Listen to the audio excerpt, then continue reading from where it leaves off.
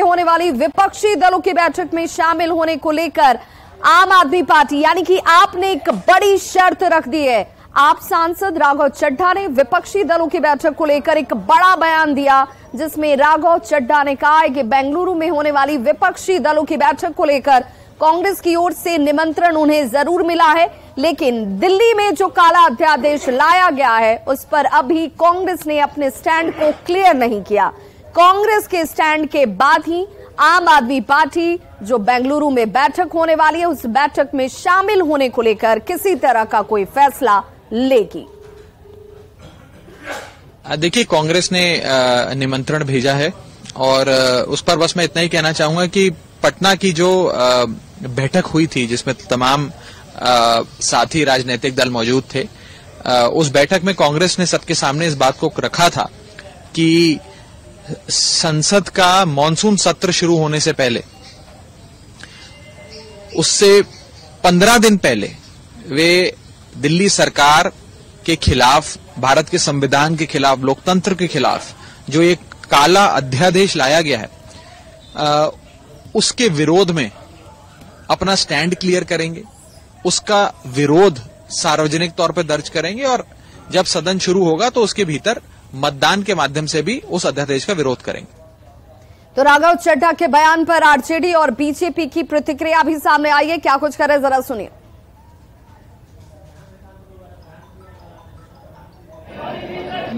पटना में हो चुका था।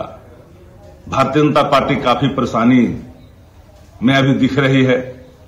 एकता जो सब विपक्षी दलों की हुई है तो इस एकता का मजबूती भाजपा को खटक रही है, लेकिन याद रखना चाहिए तानाशाह देश को कतई स्वीकार नहीं हो सकता है। बिहार की गरीब जनता के करोड़ों रुपए बिहार के मुख्यमंत्री नीतीश कुमार ने जो बर्बाद किया, पूरा देश घूम करके अपने आप को बड़ा नेता स्थापित करने की जो असफल कोशिश की और 23 तारीख को जो बैठक हुई, महाठगबंधन टाइप की जो बैठक हुई, उसकी असलियत तो अब सामने आ गई है। किसी के पास कोई कॉमन एजेंडा नहीं था, सबका अपना पर्सनल एजेंडा था, इसीलिए सारे लोग जुटे थे। अब आम आदमी पार्टी ने तो स्पष्ट कर ही दिया कि साहब उनका एक एजेंडा था जो अगर नहीं होगा तो वो अगली बैठक में नहीं आएंगे। उसी तरीके से ममता दीदी का एजेंडा था। बिहार के राज्यपाल आरवी अर्लीकर ने पटना विश्वविद्यालय सहित राज्य के 4 यूनिवर्सिटी के लिए एक बड़ा आदेश जारी किया है। सभी विश्वविद्यालयों में अब सभी तरह की गतिविधि पर रोक लगा दी गई है। वित्तीय मामला, तबादला, नीतिगत निर्णय, नियुक्ति, सभी तरह के कार्यों पर यह रोक लगाई गई है। यह आदेश Patna university, JP university Chhapra, Madhepura के बीएन मंडल यूनिवर्सिटी, दरभंगा के ललित नारायण मिथिला यूनिवर्सिटी और कामेश्वर सिंह संस्कृत विश्वविद्यालय को लेकर जारी किया गया है। राज्यपाल सचिवालय से आदेश पत्र जारी किए गए हैं। अब विशेष परिस्थिति में ही कुलाधिपति के निर्देश पर किसी तरह कोई कार्य किया जाएगा। इन 5 यूनिवर्सिटी के कुलपति का कार्यकाल जल्द खत्म हो रहा है। बिहार के 5 विश्वविद्यालयों को लेकर बिहार के कुलाधिपति सह राज्यपाल राजेंद्र विश्वनाथ अर्लेकर ने एक बड़ा फैसला लिया है। अभी से थोड़ी देर पहले यह आदेश जारी हुआ है और राजभवन की तरफ से जो आदेश जारी हुआ है वह नीतिगत फैसले को लेकर है। पटना विश्वविद्यालय समेत राज्य के 5 विश्वविद्यालयों को लेकर यह आदेश जारी हुआ है। अब इन विश्वविद्यालयों में सभी तरह की गतिविधियों पर रोक लगा दी गई है। अब कोई भी नीतिगत फैसला कुलाधिपति के निर्देश पर लिया जाएगा। वित्तीय मामला हो या तबादला या फिर नीतिगत निर्णय या फिर नियुक्ति, सभी तरह के कार्यों पर रोक लगा दी गई है। इन विश्वविद्यालयों में जेपी विश्वविद्यालय, मधेपुरा बीएन मंडल विश्वविद्यालय, पटना विश्वविद्यालय, एलएनएमयू विश्वविद्यालय, कामेश्वर संस्कृत विश्वविद्यालय शामिल हैं। सभी 5 विश्वविद्यालयों के कुलपति का कार्यकाल जल्द पूरा होने वाला है और इसको देखते हुए अब विशेष परिस्थिति में कुलाधिपति के निर्देश पर ही कोई काम होगा। कुलाधिपति राजेंद्र विश्वनाथ अर्लेकर के निर्देश पर आदेश जारी हो गया है और यही वो आदेश की कॉपी है जिसे हम आपको दिखा पा रहे हैं। और इसमें जो महत्वपूर्ण बात है, रॉबर्ट एस चोंगथू जो राज्यपाल के प्रधान सचिव हैं कुलाधिपति के, उनके हस्ताक्षर से यह आदेश जो है वो जारी हो गया है। तो निश्चित तौर पर यह पहली बार इस तरह का अहम फैसला कुलाधिपति द्वारा लिया गया है जो विश्वविद्यालयों की दशा और दिशा सुधारने के अंतर्गत एक बड़ा फैसला बताया जा रहा है। कैमरा पर्सन अजय दुबे के साथ संजय कुमार, न्यूज 18 पटना। और अब बात बाढ़ के आहट की। लगातार हो रही बारिश से बिहार में गंगा नदी का जलस्तर बढ़ रहा है। पटना में 48 घंटे में दीघा घाट पर 92 सेंटीमीटर और गांधी घाट पर 59 सेंटीमीटर जलस्तर बढ़ा है। मौसम विभाग ने 28 जिलों में भारी बारिश का अलर्ट जारी कर दिया और ऐसे में बिहार में बाढ़ की आहट महसूस की जा रही है। संवाददाता रवि एस नारायण की इस रिपोर्ट को देखिए।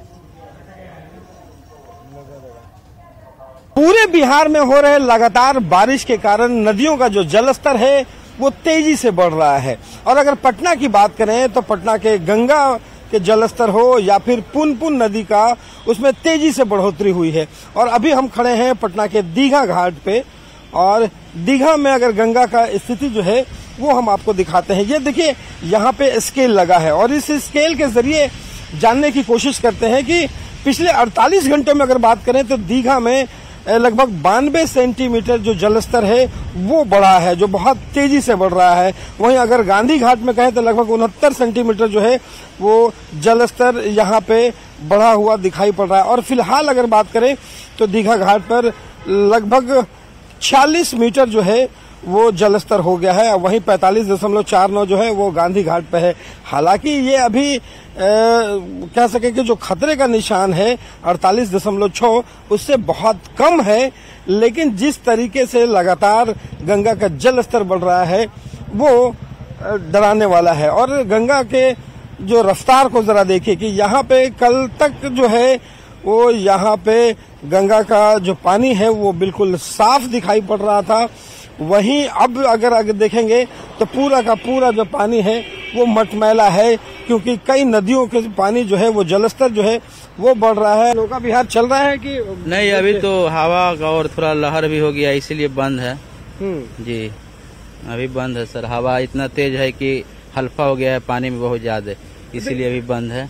देखिए, यहाँ पे साफ तौर पे लिखा है कि यहाँ नहाने वालों का घाट नहीं है यहाँ, लेकिन बावजूद जो है वो नहा कर बहुत कितना लोग सर ऊपर से भी छलांग मारते हैं। हम लोग माना भी करते हैं तो नहीं मानता है। कितना अभी 2-4 दिन पहले एक वहाँ डूब गया था।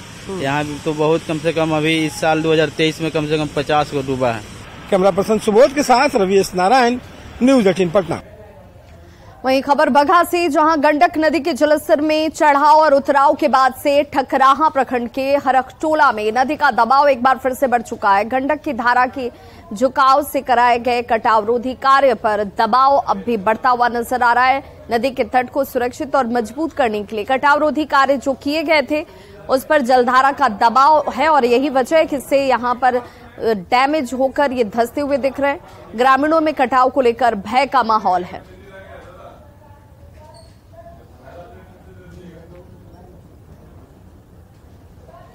भागलपुर में एक बार फिर से कोसी ने विकराल रूप धारण कर लिया, जिससे कटाव तेज हो चुका है। कटाव की वजह से गांव के लोगों में डर का माहौल है। भागलपुर खरीक प्रखंड के सेकुंड गांव का अब तक सैकड़ों घर जो है वो कोसी में समा चुका है। लगातार कटाव होने की वजह से धीरे धीरे लोग गांव से अब पलायन करने को विवश हैं। जिले में लगातार बारिश हो रही है और कोसी के जलस्तर में वृद्धि भी दर्ज की जा रही है।